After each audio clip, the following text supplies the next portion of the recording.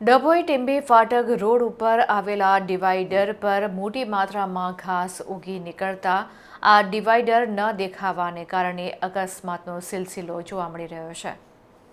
Road ઉપર આવેલા divider પર જંગલી ઘાસ અને કચરો એટલી હદે ઉગી ગયો છે કે રાત્રિના સમય તે બિલકુલ દેખાતો નથી, જેને કારણે આ માર્ગ અકસ્માતનું કેન્દ્ર બની રહ્યો છે.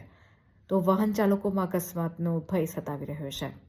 ડભોઈથી બોડેલી તરફ જતો આ મુખ્ય ધોરીમાર્ગ છે, જે દરરોજ હજારોની સંખ્યામાં અહીંથી નાના મોટા વાહનો અવરજવર કરતા હોય છે. આ ડિવાઈડર પરનું ઘાસ રોડ ઉપર ફેલાઈ રહ્યું છે. ત્યાં રાત્રિના અંધારામાં અને ખાસ કરીને હેડલાઇટના ઓછા પ્રકાશમાં ડિવાઈડર દેખાતું ન હોવાને કારણે અકસ્માતના બનાવ બની રહ્યા છે.